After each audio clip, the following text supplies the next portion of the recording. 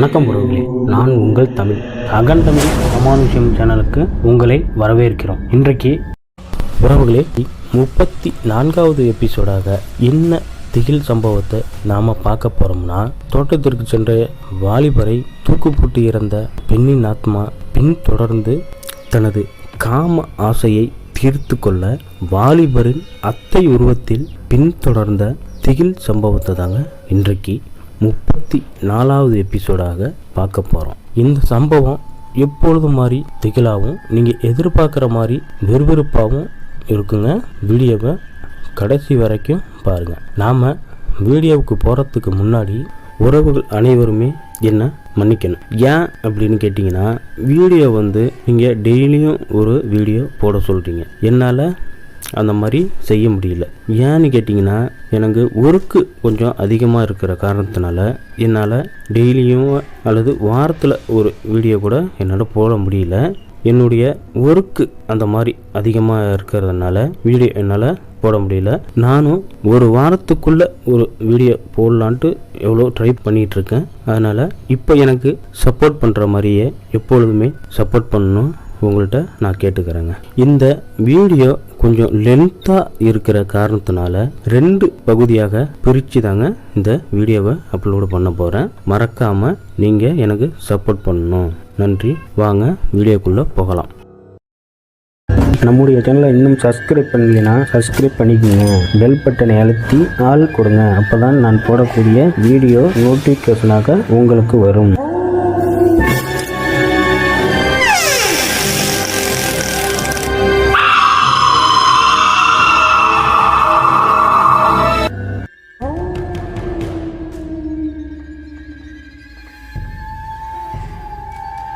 நம்ம சேனலை நிறைய பேர் சப்ஸ்கிரைப் பண்ணாமல் தான் பார்த்துட்ருக்கீங்க. கண்டிப்பாக சப்ஸ்கிரைப் பண்ணிடுங்க, லைக் பண்ணிடுங்க. வாங்க வீடியோவுக்கு போகலாம். உறவுகளே, இந்த சம்பவத்தை நம்மள்கிட்ட பகிர்ந்தது யாருன்னு பார்த்தீங்கன்னா, செல்வராஜ் என்கின்ற நமது நண்பர் தாங்க.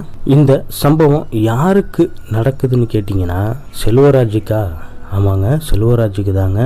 செல்வராஜுக்கு இப்போ 50 வயது ஆகுதுங்க. இந்த சம்பவம் நடக்கும் பொழுது அவருக்கு 35 வயசு ஆகியிருக்குங்க. அவருடைய சொந்த ஊர் என்னன்னு பார்த்தீங்கன்னா, திருவாரூர் மாவட்டத்தில் உள்ள ஒரு அழகிய கிராமம்னா இண்டிவிஜுவல் கிராமங்க. அந்த கிராமத்தில் தான் இருந்துகிட்ருக்காரு. அவரை பற்றி சொல்லணும்னா, ஒரு வீட்டில் ஒரே பையன், இவருக்கு திருமணம் ஆகிடுச்சு. அப்படி இருக்கும் பொழுது அவங்களுக்கு கொஞ்சம் நிலம்லாம் கொஞ்சம் அதிகமாக இருக்குங்க. வயல், தோட்டம் அந்த மாதிரிலாம் கொஞ்சம் அதிகமாகவே இருக்குது. இவங்க அப்பா கொஞ்சம் அந்த அளவுக்குலாம் பார்க்க முடியாத காரணத்தினால இவர் தாங்க கொஞ்சம் மெனக்கட்டு எல்லாமே போயிட்டு பார்த்துட்டு வந்துட்டுருப்பார். அந்த மாதிரி தாங்க ஒரு குறிப்பிட்ட இடத்துல தோட்டம் மாதிரி அமைச்சு அதில் பார்த்திங்கன்னா என்னென்ன பயிர் செஞ்சுருக்காங்கன்னு பார்த்தீங்கன்னா, மிளகாய், வெண்டிக்காய், தக்காளி இந்த மாதிரி காய்கறியெல்லாம் கொஞ்சம் பயிரிட்டுருக்காங்க. அவங்க வயலில் பக்கத்துலாம் நெல் அந்த மாதிரி தான் பண்ணிகிட்ருக்காங்க. அப்படி இருக்கும்போது தோட்டம்னு சொல்கிறேன்னா, அது எப்படி இருக்குன்னு பார்த்தீங்கன்னா, சுற்றிலையும் நெல் வயல், நடுவில் ஒரு தோட்டம் மாதிரி அமைச்சு தான் இந்த காய்கறியெல்லாம் போட்டிருக்காங்க. அங்கே தான் மோட்டார் கொட்டாய், அதாவது இந்த வயலுக்கெல்லாம் தண்ணி பாய்ச்சுறாங்களே அந்த மாதிரி ஒரு கொட்டாயும் இருக்குது. பக்கத்தில் ஒரு சின்ன மரம், நிழலுக்காக ஒரு பொங்க மரம் இருக்குதாங்க. நிழலுக்கு போயிட்டு உட்காந்துக்கிறது, போகிறது வர்றது எல்லாம் அந்த பொங்க மரத்தில் தான் பண்ணிக்கு வராங்க. அப்படி இருக்கும் பொழுது இந்த மிளகாய் செடி, காய்கறியெல்லாம் போட்டிருக்காருங்களே, அதை பார்த்துக்கிறதுக்காக எப்பொழுதுமே வீட்டில் சாப்பிட்டுட்டு போனார்னா மறுபடியும் பொழுது சாஞ்ச பிறகு தாங்க வீட்டுக்கு போவாது. அது வரையும் அங்கே அந்த மோட்டார் கொட்டாயில் அந்த தோட்டத்திலே தான் இருப்பார். அப்போ தான் புதுசாக விதையெல்லாம் போட்டிருக்கிறதுனால பறவைகள்லாம் அந்த விதையெல்லாம் எடுத்துகிட்டு போயிடுங்கிறதுனால அவர் அங்கேயே தாங்க இருப்பார். அப்படியே கொஞ்ச நாள் போயிட்டுருக்கு. இன்னொரு காரணமும் இருக்குது, தண்ணி பாய்ச்சறதுக்காக அங்கே அவர் இருந்து தாங்க ஆகணும். ஏன்னா அந்த விவசாய நிலம், நெல் வயலுக்கு, இந்த தோட்டத்துக்கெலாம் தண்ணி பாய்ச்சணும்னா அவர் அங்கே இருந்து தான் ஆகணுங்கிறதுனால அப்படியே அங்கே தாங்க இருந்துக்கிட்டு இருக்காரு. மற்ற வேலையெல்லாம் பார்த்துக்கிட்டு இருந்துக்கிட்டு இருக்காரு. இதில் பார்த்தீங்கன்னா அந்த 1 to 1 நாள் அந்த மாதிரி தான் வந்துட்டுருக்காரு. அந்த தோட்டத்தில் போட்ட அந்த நல்லா இந்த செடியெலாம் நல்லா வளர்ந்து வந்துருச்சுங்க. வளர்ந்து பூவெலாம் பூக்க ஆரம்பிச்சிருச்சு. இதுக்கப்புறம் அவர் ஃப்ரீயாகவே இருக்க முடியாதுங்கிற மாதிரி நம்மள்கிட்ட சொன்னாருங்க. ஏன்னா ஆடுலாம் மேய்ஞ்சிட்டு போயிடும் அங்கிறதுனால அவர் அங்கேயே இருக்கிற மாதிரி ஆகிப்போச்சு. முன்னாடி பார்த்தீங்கன்னா 1 to 1 நாள் வருவார். இதில் டெய்லி தான் ஆகணும். காலையிலையும் நைட்டும் அப்படி மாறி மாறி வந்து அந்த காய்கறி செடிகளை பராமரிக்கிறதுக்காக வந்துடுவாருங்க. இதில் இன்னொரு விஷயம் என்னன்னு பார்த்தீங்கன்னா, அப்போ உள்ள காலகட்டத்துக்கு பார்த்தீங்கன்னா தண்ணி பாய்ச்சறதுக்கு கரண்ட் வந்து பார்த்தீங்கன்னா ஒரு வாரம் பகல்லையும் ஒரு வாரம் நைட்லேயும் மட்டும்தாங்க அந்த கரண்ட்டு இருக்குமா. அதனால் மாற்றி மாற்றி தண்ணி பாய்ச்சறதுக்கு அந்த மாதிரி போயிட்டுருப்பாருங்க. நல்லா செடியெல்லாம் நல்லா வளர்ந்து வந்துட்டு காய் அந்த பிஞ்செலாம் வர ஆரம்பிச்சிருச்சு. இதே மாதிரி தாங்க அன்றைக்கி மத்தியானம் ஒரு 12-1 மணி வாக்கில் எல்லா காலையிலேயே எல்லா வேலையும் முடிச்சு என்னென்ன செடிக்கு மருந்து வைக்கணும், தண்ணி பாய்ச்சணும், எல்லாத்தையுமே உரம் வச்சுட்டு கொஞ்சம் அசதியாக இருக்குன்னு சொல்லிட்டு அந்த மோட்டார் கோட்டாய்க்கு பக்கத்தில் இருக்கிற அந்த மரத்தில் படுத்துருக்காருன்னா வீட்டிலேருந்து எடுத்துகிட்டு வந்த கைத்து கட்டலை போட்டு படுத்துருக்கிறாருங்க. அவர் கொஞ்சம் அப்படியே ஒரு அசதியில் அப்படி நல்லாவே தூங்கிட்டாருங்க.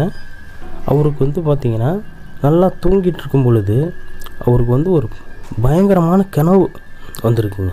என்னன்னு கேட்டிங்கன்னா, ஒரு பெண் கூட அவர் படுத்திருக்கிற மாதிரியே அவருக்கு கனவு பயங்கரமாக வருதுங்க. அவரால் எப்படி சொல்கிறதுனே தெரியலங்கிற மாதிரி இருக்குங்க. பிறண்டு படுக்கிறாரு, அங்கே பிறண்டு படுக்கிறாரு, அவரால் எதுவுமே பண்ண முடியல. கனவு பயங்கரமாக வருது. ஒரு கட்டத்தில் அவர் டக்குன்னு முழிக்க பார்க்குறாருங்க. ஆனால் முழிக்க முடியல. கை காலெல்லாம் பயங்கரமாக தூக்க முடியல. அங்கே கையெல்லாம் யாரோ பிடிச்சி அமுக்கி வச்சுருக்கிற மாதிரி இருக்குது. காலெல்லாம் அப்படியே அவரால் அசைக்க கூட முடியல.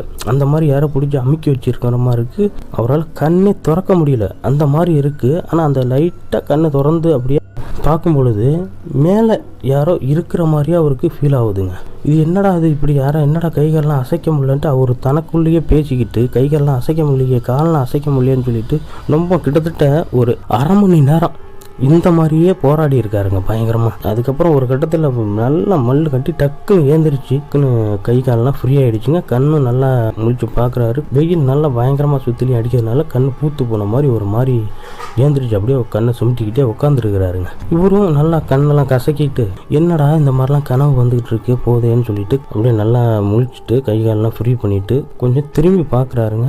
திரும்பி பார்த்தோன்னா அவங்க தோட்டத்துக்கு வெளியில் ஒரு வரப்பு மாதிரி இருக்குங்க.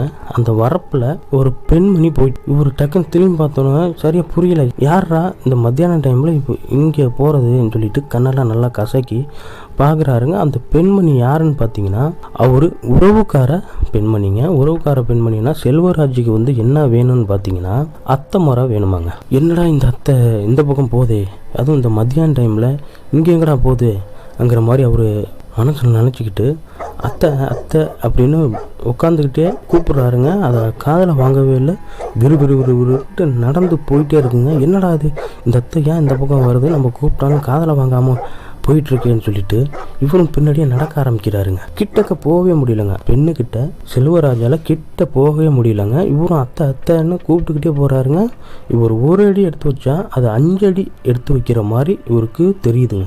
என்னடா அது இந்த அத்தை வந்து இவ்வளோ ஃபாஸ்ட்டாக போயிட்டுருக்கு, எங்கே போகுது நினச்சிட்டு. ஏன்னா கிராமத்து பக்கம்லாம் வந்து பார்த்தோம்னா வயல் பக்கம்லாம் அந்த ஆடு மாடுலாம் கட்டியிருப்பாங்க. அந்த மாதிரி போயிட்டு மாடு கிட ஏதாவது அவுக்கிறதுக்காக போகுதோ அப்படின்னு சொல்லிட்டு இவரும் சரி நம்மளுக்கும் கொஞ்சம் இந்த மாதிரி ஒரு மாதிரி இருக்குது, அது கூட போயிட்டு நம்ம வீட்டுக்கு போயிட்டு சாப்பிட்டுக்கிட்டு வரலாம் அப்படின்னு சொல்லிட்டு இவரும் நினச்சிட்டு அத்தைன்னு கூப்பிட்டுக்கிட்டு போயிட்டே இருக்காருங்க. ஆனால் கிட்டக்கே நெருங்க முடியலங்க. செல்வராஜுக்கும் அந்த பெண்மணிக்கும் கிட்டத்தட்ட ஒரு 20 மீட்டர் கேப் இருக்குங்க. இவர் கூப்பிட்டுக்கிட்டே தான் போகும். இவர் வேகமாக நடக்கும் பொழுது பார்த்திங்கன்னா அந்த பெண்மணி பக்கமே நெருங்க முடியல. என்னடா பண்ணுறது, என்னடா இது இந்த அத்தை கூப்பிட்டாலும் திரும்ப மாட்டுதே, நம்ம நிற்க மாட்டுதேன்னு சொல்லிட்டு இவரும் ஃபாஸ்ட்டாக போயிட்டுருக்காரு. அதுக்குள்ளே சரியான ஃபாஸ்ட்டாக வந்து ரொம்ப அது ஒரு 20 மீட்டர்லேருந்து 30 மீட்டருக்கு மேலே அந்த மாதிரி போயிட்டுருக்கு. இவரால் அந்த நடக்கிறத ஈடுபடுத்து நடக்க முடியல. சரிட்டு இந்த அத்தை எங்கே தான் போகுதுங்கிற மாதிரி பார்ப்போன்னு சொல்லிட்டு இவரும் பின்னாடியே போயிட்டுருக்காருங்க. அந்த பெண்மணி எங்கே போகுதுன்னு பார்த்தீங்கன்னா இவங்க தோட்டத்திலேருந்து ஒரு 1/2 கிலோமீட்டர் தூரத்தில் ஒரு சுடுகாடு இருக்குங்க. அந்த சுடுகாடு பக்கமாக தாங்க போகுது. இவரும் நினச்சிட்டே போகிறாரு, என்னடா அது சுடுகாடு பக்கம் போயிட்டுருக்க, சரி மாடு அங்கே ஏதாவது கட்டி போட்டிருக்குமோ அப்படின்னு சொல்லிட்டு இவரும் செல்வராஜும் பின்னாடியே போயிட்டுருக்காருங்க. ஆனால் கூப்பிட்டுக்கிட்டே தான் போகிறாரு. அத்தை ஏன் நில்லுத்தேன்னு சொல்லிட்டு கூப்பிட்டுக்கிட்டே தான் போயிட்டுருக்காருங்க. அந்த பெண்மணி எங்கே போகுதுன்னு பார்த்தீங்கன்னா கரெக்டாக அந்த சுடுகாடு உள்ளே நுழையுதுங்க. இவருக்கு அதிர்ச்சி, என்னடா அந்த அத்தை சுடுகாட்டுக்குள்ளே போய் நுழையுது, என்ன ஏது, சரி என்ன வரைக்கும் சரி எப்படியா இருந்தாலும் திரும்பி தான் வரணும். ஏன்னா வந்து அந்த சுடுகாட்டுக்குள்ளே போனோம்னா வேறு அந்த பக்கம்லாம் வழி இல்லையாங்க, திரும்பி அந்த வழியாக தான் வந்தாகணும். ஏன்னா நாலா பக்கமும் கொஞ்சம் வேலி அந்த மாதிரிலாம் இருக்குங்கிற மாதிரி அந்த சுடுகாடு அமைப்பு இருந்திருக்கு. இப்படி இந்த வழியாக தான் வரணும்னு சொல்லிட்டு இவரும் பொறுமையாக நடந்து போயிட்டுருக்காரு. இந்த அத்தை எதுக்கு அங்கே போணுச்சு, சரி மாடு ஓட்டினாலும் மாடு ஓட்டிட்டு திரும்பி இப்படி தானே வரணும்னு சொல்லிட்டு இவர் ரொம்ப வேகமாக நடக்காமல் பொறுமையாக நடந்து அந்த சுடுகாட்டு பக்கமே போயிட்டுருக்காருங்க. நல்லா இவர் கிட்டத்தட்ட ஒரு 10 நிமிஷமாக நடந்து போயிட்டுருப்பார். அப்போயுமே அந்த செல்வராஜோட அத்தை திரும்பி வரலைங்க.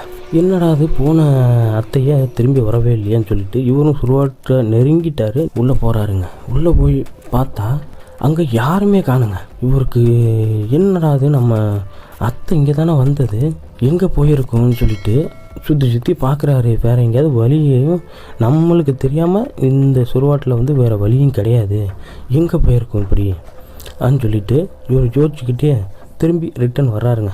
நேராக ஒரு தோட்டத்தில் போயிட்டு அந்த மோட்டார் கொட்டாயெல்லாம் பூட்டிட்டு வேலியெல்லாம் வச்சு அடைச்சிட்டு திரும்பி வீட்டுக்கு போகிறாருங்க. வீட்டுக்கு போகும்போது மத்தியானமாக ஒரு 2-3 மணி இருக்குங்க. அவங்க வீட்டை தாண்டி தான் செல்வராஜ் வீட்டுக்கு போகணுங்க. இவர் என்ன பண்ணுறாரு, கரெக்டாக அந்த பெண்மணி வீட்டில் நின்றுக்கிட்டு அத்தைன்னு கூப்பிடும் பொழுது வெளியில் வர்றாங்க. வந்தோன்னே என்ன செல்வராஜ் ஏன் என்ன இதுன்னு கேட்டோன்னே செல்வராஜ் என்ன கேட்குறாருன்னா, ஏன் நான் இருக்கிற அந்த வயல் பக்கம் பார்த்தா நான் கூப்பிட்டுக்கிட்டே இருக்கேன், நீ இப்படிக்கே நேராக போயிட்டே இருக்க, நானும் உன்னை பின்னாடியே கூப்பிட்டுக்கிட்டே வரேன், நீ சுடுகாட்டுக்குள்ளே போன, நீ திரும்பி வரவே இல்லை, எந்த வழியாக போனேன் என்ன இதுன்னு கேட்டோன்னே அந்த அத்தை என்ன சொல்கிறாங்க, நான் உன்னை பார்க்க தான் வந்தேன் ங்கிற மாதிரி சொல்கிறாங்க. அதாவது இது பார்த்திங்கன்னா அத்தை முறை, அதாவது கிராமத்து பக்கம்லாம் பார்த்திங்கன்னா அத்தை முறை உள்ளவங்களாம் கிண்டல் பண்ணுவாங்க. இந்த மாதிரி இதெல்லாம் உன்னை பார்க்க தான் வந்தேன், உன்னை பார்க்கணும் போல தோணுச்சு, அதனால தான் உன்னை பார்க்க தான் வந்தேங்கிற மாதிரி ஒரு கிண்டல் கேலியாக சொல்லிட்டு போயிடுறாங்க. என்னத்த நீ உண்மையாக தாத்த சொல்கிறேன், நீ பின்னாடியே நான் உன்னை கூப்பிட்டுக்கிட்டே வந்தேன், நீ சுடுகாட்டு பக்கம் போனேன், எப்படி போனேன் என்னன்னு தெரியல. அதனால இல்லை தம்பி நான்லாம் வரல, நான் இங்கே வீட்டில் தான் இருக்கேன், நான் எதுக்கு அந்த பக்கம்லாம் வரேன், அதுவும் இந்த உச்சி வெயிலில் அந்த பக்கம்லாம் வரமா, அதெல்லாம் மோசமான இடம், நான் எப்படி வருவேன்ங்கிற மாதிரி சொல்லிவிட்டு அந்த பெண்மணியும் போயிட்டாங்க. இவருக்கு ஒரே குழப்பம், என்னடா அது இந்த அத்தை தான் வந்துச்சு, நம்மளை கிண்டல் பண்ணுறதுக்காக அந்த மாதிரிலாம் சொல்லுதா போதா, ஒன்றும் புரியலையே. அப்படி போயிருந்தாலும் சுடுகாட்டு பக்கம் போனால் திரும்பி இந்த வழியாக தானே வந்திருக்கணும், எப்படி என்ன ஆகுதுன்ட்டு அவருக்கு ஒன்றுமே புரியலைங்க. இப்படியே வீட்டுக்கு போயிட்டு யோசிச்சுக்கிட்டு அவருடைய மனைவிக்கிட்டேயும் இந்த மாதிரிலாம் சொல்கிறாருங்க. இந்த மாதிரி இந்த அத்தை வந்துச்சு போணுச்சு, நானும் பின்னாடியே என்னடா இந்த நேரத்தில் போதுன்ட்டு கேட்டேன், பார்த்தா அது வரலாங்குது, என்னன்னு தெரியல, கிண்டல் பண்ணதா போதா தெரியல அப்படின்னு சொல்லிட்டு மற்ற வேலையெல்லாம் சாப்பிட விட்டுட்டு படுத்துட்டாருங்க. இப்படியே ஒரு 2-3 நாள் ஆகுது, ஒரு வாரத்துக்கு மேலே ஆகுதுங்க. எப்பொழுது மாதிரி தோட்டத்தில் போயிட்டு தண்ணி பாய்ச்சிட்டு செடிகள்லாம் பார்த்து பராமரிச்சுட்டு வந்துக்கிட்டு தான் இருக்காருங்க. இந்த வாரம் முடிஞ்சு அடுத்த வாரம் பார்த்திங்கன்னா நைட்டில் தாங்க அந்த மோட்டார் கரண்ட் வருங்க. எப்படின்னா 10 மணிக்கு மேலே தான் மோட்டார் கரண்ட் வருமா. பகலில் போயிட்டு செடிகளை போய் பார்த்துட்டு வந்துட்டு வீட்டுக்கு வந்துடுவாருங்க. நைட்டு போயிட்டு தாங்க தண்ணி பாய்ச்சறது போகிறது அந்த மாதிரிலாம் எல்லாம் பண்ணிக்கிட்டு இருப்பாருங்க. அப்படி இருக்கும்போது அடுத்த வாரம் அதே மாதிரி நைட்டில் தான் கரண்ட் வரும் அங்கிறனால நைட்டு போகிறாருங்க. நைட்டு ஒரு 9 மணி வாக்கில் போகிறாரு. கையில் எப்போதுமே ஒரு பேட்டரி லைட்டு வச்சிட்ருப்பார். அதை அவருக்கு பயம்லாம் எதுவும் கிடையாதுங்க நைட்டில் போகிறதுனால, ஏன்னா அவருக்கு பழகி போச்சு, நம்ம நாளாக இப்படி தானே போயிட்டுருக்காரு, அங்கனால பயம்லாம் எதுவும் கிடையாது. பேட்டரி லைட்டை வச்சுக்கிட்டு அப்படியே போயிட்டுருக்காருங்க. போயிட்டுருக்கும் பொழுது பார்த்திங்கன்னா கொஞ்சம் தோட்டத்தை நெருங்க லைட் அடிச்சுட்டு போகும் பொழுது டக்குன்னு ஒரு யதார்த்தமாக ஒரு இடத்துல லைட் அடிச்சு பார்க்குறாருங்க. அங்கே ஒரு பெண் நிற்கிற மாதிரியே இருக்குங்க. என்னடா அது இந்த நேரத்தில் யார் அந்த பெண் நிற்கிதுன்னு சொல்லிட்டு நல்லாவே லைட் அடித்து பார்க்குறாருங்க. அந்த பெண்ணோட உருவம் எங்கே நிற்கிதுன்னு பார்த்தீங்கன்னா அவங்க தோட்டத்துலேருந்து கொஞ்சம் தூரத்தில் ஒரு மரம் ஒன்று இருக்குங்க, தூங்குமூஞ்சி மரம் ஒன்று இருக்குது. அந்த மரத்துக்கு பக்கத்தில் நிற்கிற மாதிரி இந்த பெண்ணோட உருவம் தெரியுதுங்க. இவரும் லைட்டை நல்லா அடித்து கூர்ந்து கவனிக்கிறாருங்க. அப்போ என்ன ஆகுதுன்னு பார்த்தீங்கன்னா அந்த பெண்ணோட உருவம் அப்படியே கொஞ்சமாக அப்படி அந்த மரத்துக்கு பின்னாடி போய் அப்படியே மறையுதுங்க. இவரும் லைட்டு நல்லா நாலா பக்கமும் லைட் அடித்து பார்த்துட்டு என்னடா இது நமக்கு தான் அந்த மாதிரி தோணுதா இல்லை உண்மையிலே யாராவது நின்னாங்களா, ஒன்றுமே புரியலையே சொல்லிட்டு பெருசாக எடுத்துக்கல. ஏன்னா அவருக்கு அந்த ஒரு பயம்லாம் எதுவும் இல்லைங்க அவருக்கு. அதனால் இது நம்மளுக்கு அப்படி தோணி இருக்குது, லைட்டு வெளிச்சத்தில் அப்படி தெரிஞ்சிருக்கு சொல்லிட்டு நேராக அவர் தோட்டத்துக்கு போயிட்டு மோட்டரை ஆன் பண்ணி விட்டு மற்ற வேலை பார்த்துட்ருக்காருங்க. அங்கெல்லாம் தண்ணியெல்லாம் பாய்ச்சிட்டு எல்லா செடிக்கெல்லாம் தண்ணியெல்லாம் பாய்ச்சி விட்டுட்டு அந்த நெல் வயலுக்கு அவர் அந்த காய்கறி செடிக்கெல்லாம் எல்லாத்துக்குமே தண்ணியெல்லாம் மழையெல்லாம் ஃபுல்லாகவே திறந்து கொஞ்சம் ஒரு 12-1 மணியை போல் போயிட்டு அந்த மோட்டார் கொட்டையில் தாங்க படுத்துருவாராம். காலையில் எழுந்திரிச்சு வந்துடுவாருங்க. இந்த மாதிரி அன்றைக்கி போயிட்டு மோட்டார் கொட்டாயில் படுக்கிறாரு. ரொம்ப நேரம் நல்லா தூங்கிட்டு இருப்பாருங்க. இவருக்கு அன்னைக்கு பகலில் நடந்துச்சு பார்த்தீங்களா, அதே மாதிரி சேம் கனவு. இவரும் ஏந்திரிச்சு பார்க்குறாரு, முண்டி பார்க்குறாரு. அவரால் ஏந்திரிக்க முடியலங்க. கைகாலெலாம் சேம் அப்படியே தான். கைகாலெலாம் தூக்க முடியல, காலை தூக்க முடியல, கையை தூக்க முடியல, கண்ணை பார்த்தா சுத்தமாக முழிக்க முடியலங்க. அந்த மாதிரி ரொம்ப ஒரு மாதிரி பிடிச்ச அந்த கட்டுலேயே கட்டி போட்ட மாதிரி இருக்குங்க. கைகாலெலாம் அசைக்க கூட முடியலங்க. அந்த அளவுக்கு அவரும் ரொம்ப அப்படியே ஒரு மாதிரி மல்லு கட்டி பார்க்குறாருங்க. அவரால் ஏந்திரிக்கவே முடியல. அந்த அளவுக்கு ஒரு மாதிரி ரொம்ப டைட்டாக யாரை பிடிச்சிட்டு உட்காந்துருக்கிற மாதிரி இருக்குது. இவரும் அப்படியே மெல்ல மெல்ல அப்படியே கண்ணை திறந்து பார்க்குறாருங்க. நிலவு வெளிச்சமும் கொஞ்சம் கொஞ்சம் அப்படியே அந்த சுற்றிலையும் வெளிச்சம் அப்படியே லைட்டாக தெரியுது. அந்த வெளிச்சத்தில் அப்படியே மெல்ல மெல்ல ஒரு கண்ணை திறந்து பார்க்கும்போது அங்கே ஒரு விஷயத்தை கண் கூட பார்க்குறாருங்க. என்ன பார்க்குறாருன்னு பார்த்தீங்கன்னா, அவர் மேலே ஒரு பெண்ணு அப்படி மேலே படுத்துருக்கிற மாதிரியே இருக்குங்க. கருப்பாக மேலே படுத்துருக்குங்க. படுத்துக்கிட்டு சுத்தமாக விடவே இல்லைங்க. கையை பிடிச்சிக்கிட்டு காலை பிடிச்சிக்கிட்டோன்னா அவரால் உடம்பை அசைக்க முடியல. அந்த உருவம் மேலே படுத்துருக்குங்க. மேலே அந்த கருப்பான உருவத்தை பார்த்தோன்னா இவருக்கு படபடன்னு ஆயிடுச்சு. ஒன்றும் பண்ண முடியல. என்னடா பண்ணுறது ஏது பண்ணுறதுன்னு சொல்லிட்டு எப்படி முண்டி பார்க்குறாரு. ஏன்னா நேரடியாக பார்த்துட்டாரு. அன்னைக்கு பகலில் கூட ஒன்றும் தெரியல, முழிச்சிட்டாருங்க. இப்போ மேலே ஒரு கருப்பான ஒரு உருவம் படுத்திருக்கிறத நல்லாவே பார்த்துட்டாருங்க. பார்த்தோன்னா இவரால் என்ன பண்ணுறதுன்னு தெரியாமல், ஆனால் கைகாலெலாம் சுத்தமாக அசைக்க முடியல. ரொம்ப ஒரு மாதிரி படபடன்னு ஆகிடுச்சுங்க அவருக்கு. உடனே அவருக்கு குழந்தை சாமியெல்லாம் வேண்டுறாருங்க. கருப்பாக என்னை காப்பாற்றணுன்னு டக்குன்னு உடம்புலேருந்து ஏதோ ஒரு கருப்பான உருவம் டக்குன்னு விலகி போகிற மாதிரி இருந்திருக்குங்க. அப்போ தாங்க கைகாலெலாம் நல்லா அசைக்க முடிஞ்சு. கண்ணு நல்லா திறந்து பார்க்குறாரு. கண்ணை திறந்து பார்த்துட்டு மறுபடியும் சுயநினைவு இழந்த மாதிரி மறுபடியும் அந்த கட்டிலேயே விழுந்து படுத்துட்டாருங்க. எப்பொழுதுமே அந்த தோட்டத்தில் படுத்தாருன்னா விடிய காலையிலேயே ஏந்திரிச்சிருவாருங்க. ஆனால் இன்னைக்கு அவரால் ஏந்திரிக்க முடியல. சூரியம்லாம் அவர் மேலே நல்லாவே அடிக்க ஆரம்பிச்சிருச்சுங்க. என்னடா இப்படி சுடுதுன்ட்டு ஏந்திரிக்க பார்க்குறாரு. அவரால் ஏந்திரிக்க முடியலங்க. கை காலெலாம் நல்லா அசதியாக இருக்குது. உடம்புலாம் அந்த கட்டிலோட சேர்த்து கட்டி போட்ட மாதிரி அந்த அளவுக்கு உடம்பு பயங்கர வலியாக இருக்குங்க. என்னடா அது இப்படி வலியாக இருக்குது, நைட்டு பயங்கரமான கனவாக வந்துச்சுங்கிற மாதிரி அவர் யோசிச்சுக்கிட்டு மல்லு கட்டி ஏந்திரிச்சு உட்கார்றாருங்க. யோசிக்கிறாரு, நைட்டு நடந்தது உண்மையா இல்லை கனவா, ஒன்றுமே புரியலையே. ஏன்னா நைட்டு நடந்த எல்லாமே இவருக்கு கனவுல நடந்த மாதிரியே இருந்திருக்குங்க. ஆனால் அந்த சம்பவம் எல்லாமே உண்மையாக நடந்திருக்குங்கிறது அவருக்கு லேட்டாக தாங்க தெரிஞ்சிருக்கு. இவரும் யோசிச்சுக்கிட்டே உட்காந்துருக்காருங்க. இதெல்லாம் உண்மையா கனவா ஒன்றுமே புரியலையேங்கிற மாதிரி யோசிச்சுக்கிட்டு சரி கைகாலெலாம் உதறிட்டு ஏந்திரிச்சு மோட்டார் கொட்டாய் தண்ணியெல்லாம் ஓடும் பார்த்தீங்களா, அந்த தண்ணி எடுத்து மூஞ்சிலாம் கழுவிட்டு நேராக வீட்டுக்கு போகிறாருங்க. வீட்டுக்கு போனதுமே அவங்க வீட்டில் உள்ளவங்கள்ட்ட அம்மா அப்பாக்கிட்டையும் மனைவிட்டையும் கூப்பிட்டு நைட்லாம் எனக்கு இந்த மாதிரி சரியான கனவாக இருக்குது, பயங்கரமான கனவாக இருக்குது. நேற்று நைட்டு கூட நம்ம தோட்டத்தில் போயிட்டு நான் படுத்துட்டு இருக்கும் பொழுது மேலே யாரோ பிடிச்சி அமுக்கி உட்காந்துருக்க மாதிரி இருக்குது, வேறு மாதிரி தப்பாக நடந்துக்கிற மாதிரி இருக்குது.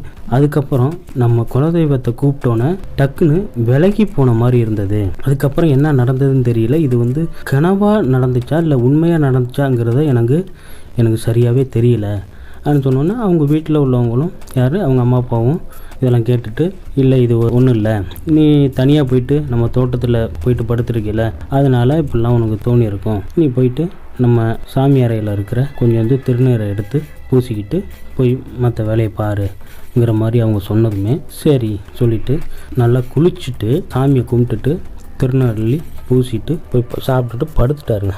படுத்தோன்னே அவருக்கு ஏதோ 10 பேர் 15 பேர் அடித்து போட்ட மாதிரி கை காலெல்லாம் சரியான வலிங்க. கைகாலெல்லாம் தூக்க முடியல. உடம்பு சரியான வலி, பயங்கர வலியாக இருந்திருக்குங்க. அவரால் சாயந்தரமாக ஏந்திரிக்க கூட முடியல. அந்த அளவுக்கு உடம்பு பயங்கர டயர்டாக இருந்திருக்குங்க இவருக்கு.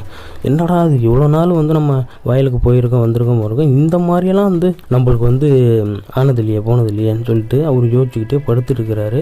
மக்க நாள் இரவும் அதே மாதிரி தெரியுது. இன்றைக்கி என்னாச்சும் தண்ணி பாய்ச்ச போகலாமா, நேற்று தான் போகலை, ஏன்னா 1 to 1 நாள் 3 நாளைக்கு ஒரு நாள் அந்த மாதிரி தான் போவார். நேற்று தான் இந்த நாள் தான் 2 நாளாக வீட்டில் வந்துட்டோம், இன்றைக்கி என்னாச்சும் போயிட்டு தண்ணி பாய்ச்சலாம்ங்கிற மாதிரி ஒரு நினச்சிட்டு இருக்கும்போது அன்றைக்குமே உடம்பு ரொம்ப அவரால் முடியலைங்க. உடம்பு ரொம்ப டயர்டாகவே இருக்குது. பழைய மாதிரி ஒரு ஆக்டிவாக சுத்தமாக இல்லை, டயர்டாக தாங்க இருக்குது அவருக்கு. என்னடா பண்ணுறது, சரி இன்றைக்கி போக வேணாம் அப்படின்னு சொல்லிட்டு இருக்கும் பொழுது அன்னைக்கு இரவு அவருக்கு என்ன நடக்குதுன்னு பார்த்தீங்கன்னா, நல்லா தூங்கிட்டு இருக்காருங்க. எப்படின்னா ஒரு மீடியமான ஒரு வீடு தான். அந்த வீட்டில் நல்லாவே தூங்கிட்டு இருக்காரு. அவங்க அம்மா அப்பா எப்பொழுதுமே வெளியில் ஒரு ஓரமாக தூங்கிட்டு இருப்பாங்க. இவங்க செல்வராஜும் அவருடைய மனைவியும் ஒரு பக்கம் படுத்திருப்பாங்க. செல்வராஜுக்கு மட்டும் ஒரு மாதிரி வித்தியாசமான ஒரு சவுண்டு ஒன்று கேட்குதுங்க. என்னன்னு கேட்டிங்கன்னா, யாரோ அந்த அவங்க வீட்டை சுற்றி வர மாதிரி சவுண்டு கேட்குதுங்க. இவரை பேரை யாரோ கூப்பிடுற மாதிரியா இருக்குங்க. யார் கூப்பிடுற மாதிரி இருக்குன்னா, அந்த அத்தை கூப்பிடுற மாதிரியே இவருக்கு காதில் விழுந்துகிட்டு இருக்குங்க.